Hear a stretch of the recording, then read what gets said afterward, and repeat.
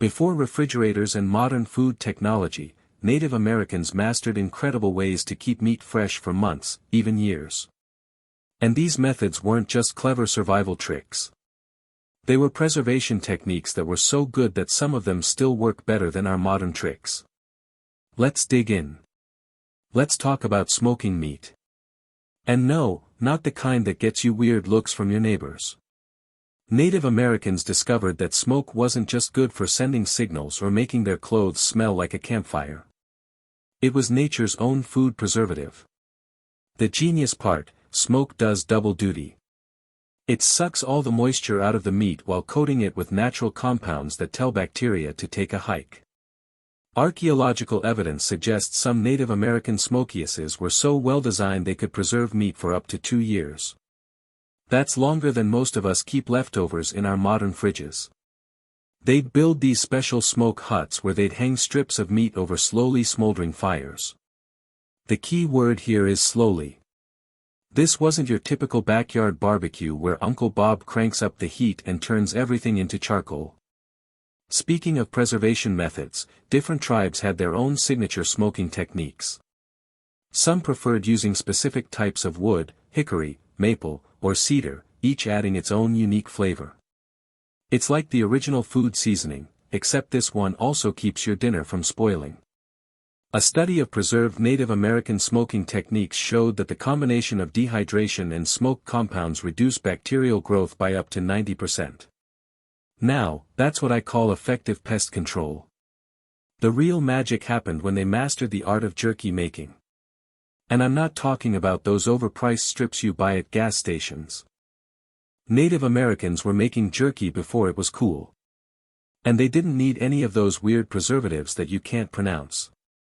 They'd slice meat into thin strips, thin enough that you could almost read a smoke signal through them, and lay them out to dry in the sun. Modern food scientists have studied these traditional drying techniques and found that properly dried meat can retain up to 80% of its original nutritional value. That's better than some of the processed foods sitting in our pantries right now. They knew exactly which meats work best for each method. Big game like bison and elk got the smoking treatment because let's face it, you try carrying an entire bison around without preserving it first. Smaller game like rabbit and turkey were perfect for drying into jerky because they were already portion-sized and ideal for those long hunting trips. It's like they invented the first travel-sized meals minus the plastic packaging and questionable ingredients. These methods weren't just effective, they were practical. No electricity, no fancy equipment, just careful observation of what worked and what didn't. Native Americans noticed that meat dried better on windy days, so they'd often set up their drying racks in breezy areas. They also figured out that smoking meat in cooler weather worked better than in summer heat. Probably because nobody likes working around a hot fire when it's already scorching outside. But it gets interesting when some tribes get creative with their preservation spots. They build special platforms high up in trees to keep their drying meat away from hungry animals. Picture yourself climbing up to check on your food storage only to find a bear having an all-you-can-eat buffet. Not exactly the dinner guest you were expecting. Some tribes even develop specific roles for their best meat preservers. Kind of like having a master chef, except this chef's specialty was making sure the whole village had food for the winter. And what's fascinating is that these techniques were so effective that early European settlers actually adopted many of them. That's right. While they might have turned their noses up at some Native American customs, they couldn't argue with success when it came to keeping meat edible for months on end. In fact, some of these smoking and drying techniques are still used today by artisanal meat producers who want to avoid artificial preservatives. Speaking of preservation methods, this whole smoking and drying business was just the beginning. Those clever Native Americans had another trick up their sleeves. Remember those fancy protein bars at the health food store that cost more than your lunch? Well, Native Americans invented something way better centuries ago. While smoke and sun did their part in preserving meat, pemmican was the real champion of survival food, and it didn't even need a fancy wrapper or marketing campaign. The recipe sounds simple enough.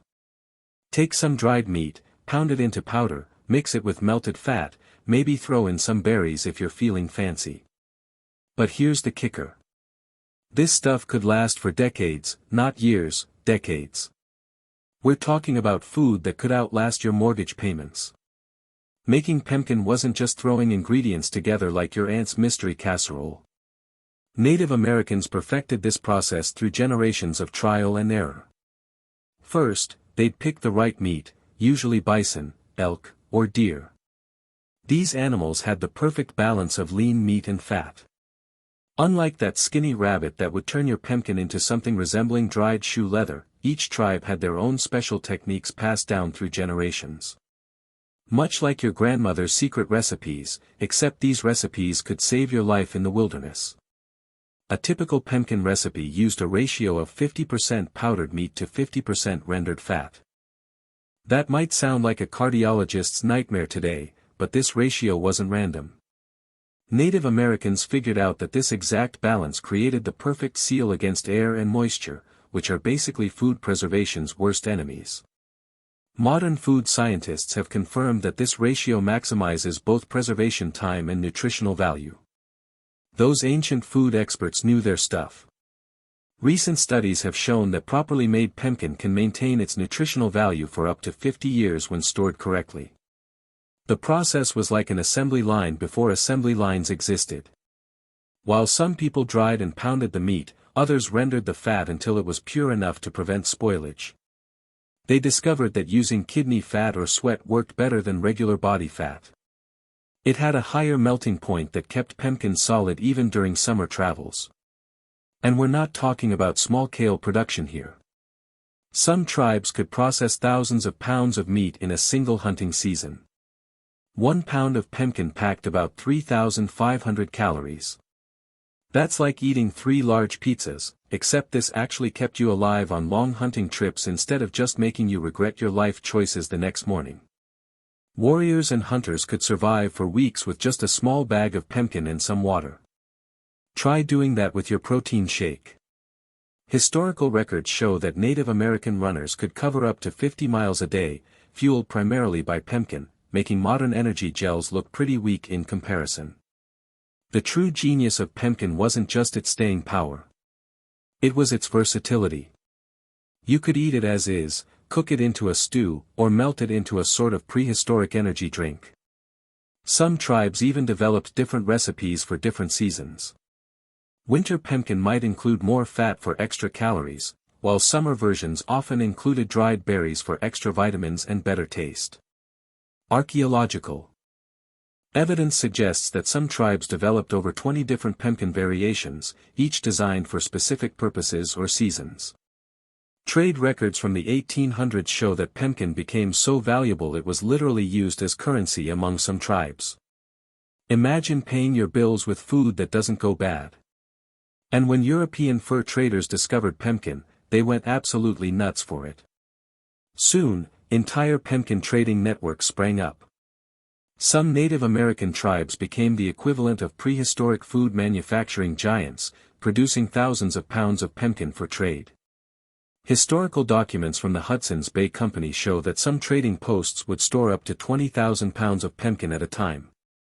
But here's something most history books don't tell you.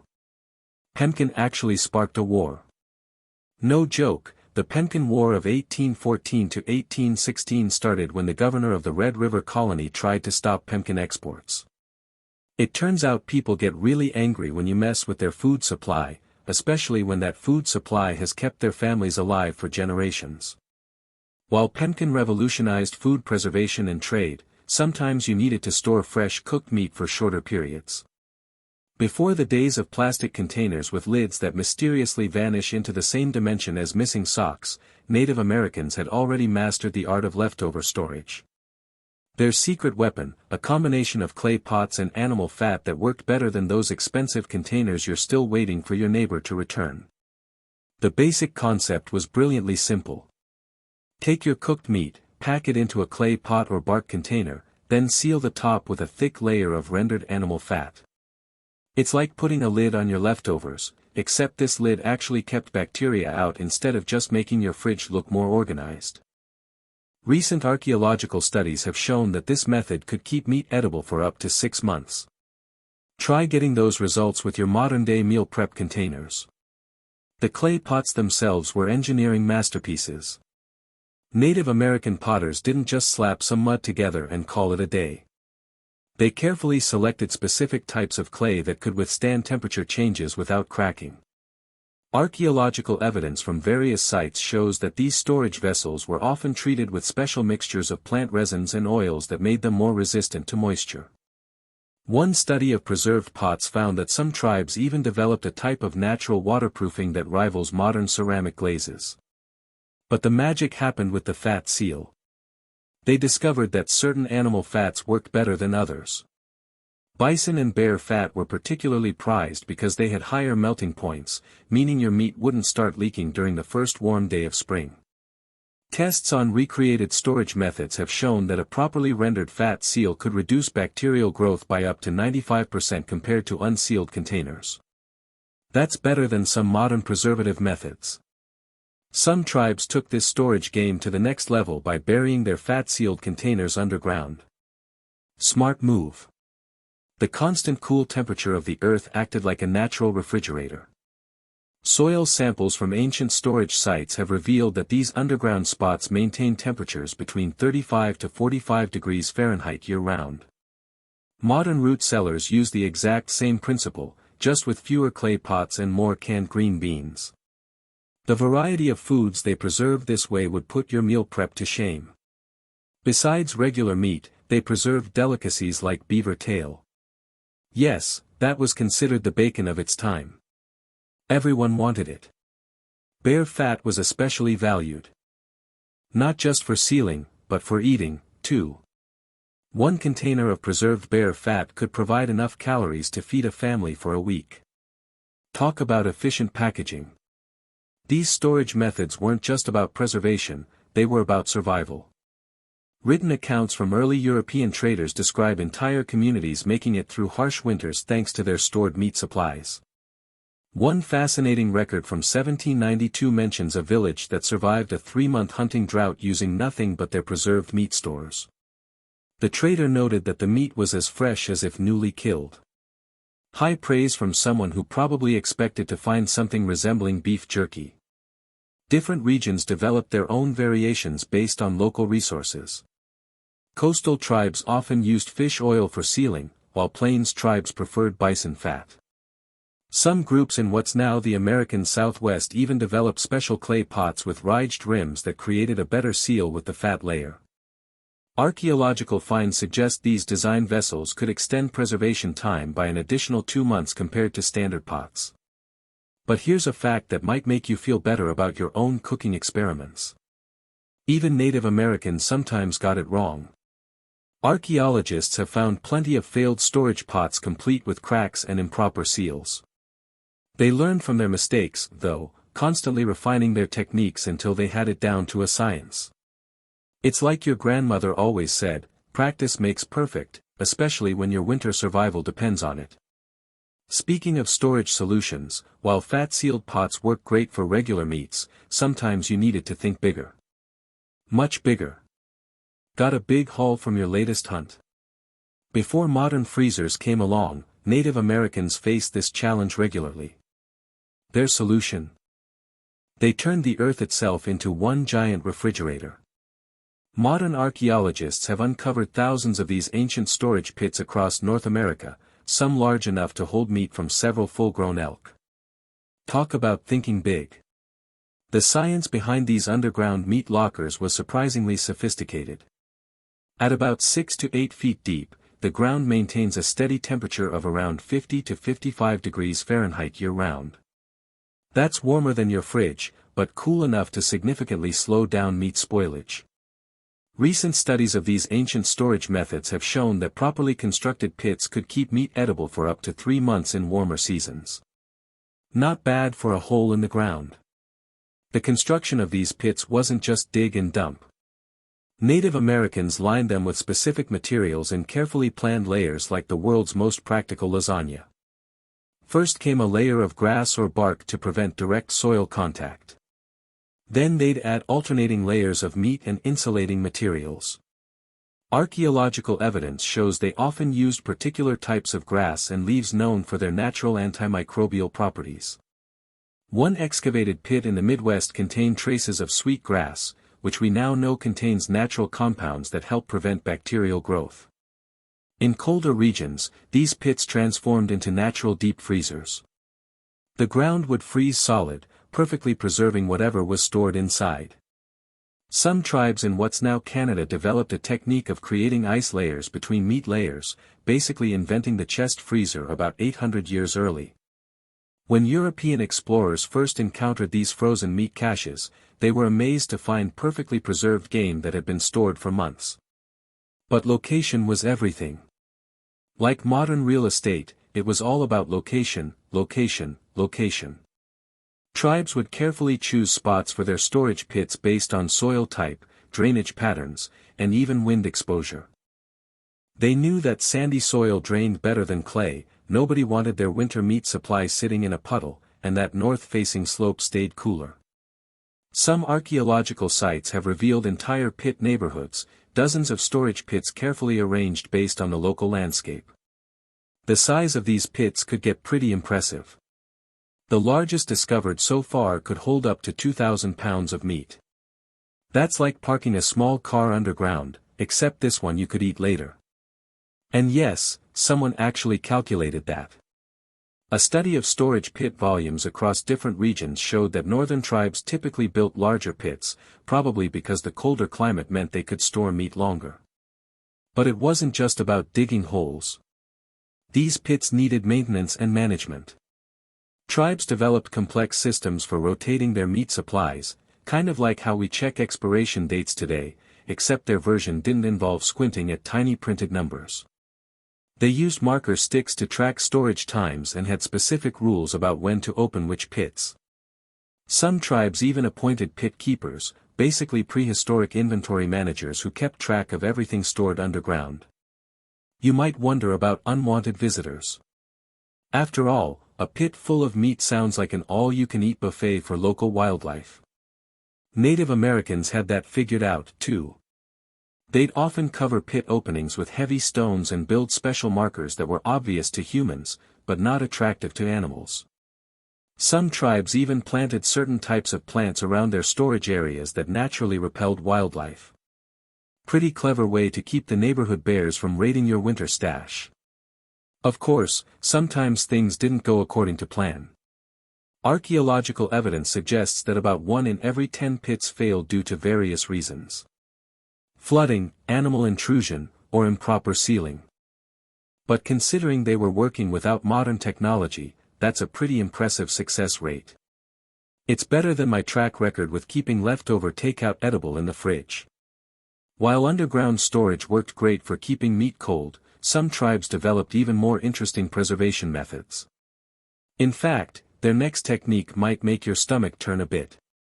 But trust me, it's a fascinating process that turns simple fish into a delicacy that would last for months. You might turn your nose up at the idea of eating controlled rot, but fermentation was one of Native Americans' most brilliant preservation techniques. Before you say gross, remember that cheese is basically fermented milk. And you probably ate some on your pizza last night. The difference?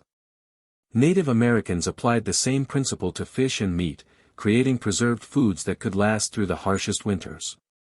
The process started with catching fish, usually salmon or other fatty fish that were perfect for fermentation. These fish would be buried in special pits lined with grasses and leaves, then left to ferment under carefully controlled conditions. The science behind this is fascinating. Beneficial bacteria would break down the fish while preventing harmful bacteria from growing. Modern microbiologists have studied these traditional fermentation pits and found they created the perfect environment for good bacteria, maintaining a pH level between 4.2 and 4.8, exactly what you need for safe fermentation. But this wasn't just a random burial. Different tribes developed specific techniques based on their local climate and available ingredients. Coastal tribes often added seaweed to their fermentation pits, unknowingly introducing natural compounds that helped preserve the fish even better. Recent studies have shown that these seaweed additions provided iodine and other minerals that actually enhance the preservation process. Who needs fancy food additives when you've got seaweed? The timing had to be perfect, too. Too short and the fermentation wouldn't protect the food properly. Too long. And well, let's just say you'd have something that even your uncle who eats everything wouldn't touch. Through generations of trial and error, tribes developed precise timing systems. They'd check the pits regularly, looking for specific signs that the fermentation was complete. Kind of like checking if your sourdough bread has risen enough, except with more interesting smells. Archaeological evidence suggests some tribes could store fermented fish for up to a year. That's pretty impressive considering modern food preservation methods often struggle to keep fish fresh for more than a few days. One excavated storage pit in Alaska contained traces of fermented fish that scientists estimate could have fed a family of 6 for an entire winter season. Talk about meal prep. Speaking of cold storage, Native Americans in northern regions developed some seriously cool techniques. Pun absolutely intended. Ice freezing wasn't just throwing meat into a snowbank and hoping for the best. They developed sophisticated methods for cutting and storing ice blocks, creating what were essentially the first freezer lockers. Some tribes would alternate layers of snow and meat, creating frozen food packages that would stay preserved until spring. But they figured out how to slice frozen meat so thin it was actually edible without thawing. Using special tools made from bone and stone, they could shave frozen fish and meat into pieces thin enough to eat immediately. This technique required incredible skill. One wrong move and you'd be trying to gnaw on a frozen chunk instead of enjoying paper-thin slices. Modern analysis of these tools shows they could create slices as thin as 1/16 of an inch. That's sashimi-grade precision without modern knives. Temperature management was crucial. Northern tribes built special ice houses using snow blocks and insulating materials like fur and grass. These structures could maintain temperatures below freezing even as outside temperatures fluctuated. Studies of traditional icehouse designs have shown they could keep temperatures steady at around 28 degrees Fahrenheit for months at a time. That's more consistent than some modern freezers. But it wasn't all serious business. Some tribes held competitions to see who could slice the thinnest pieces of frozen fish. Kind of like an ancient Iron Chef competition, except everyone's fingers were probably numb. Archaeological evidence has uncovered special ceremonial slicing tools that were likely used in these events, decorated with intricate carvings, and made from premium materials. From burying fish to master the art of fermentation to turning ice and snow into nature's freezer, Native Americans demonstrated an incredible understanding of food science. These preservation methods weren't just about surviving. They were about thriving, creating nutrient-rich foods that could sustain communities through the toughest times.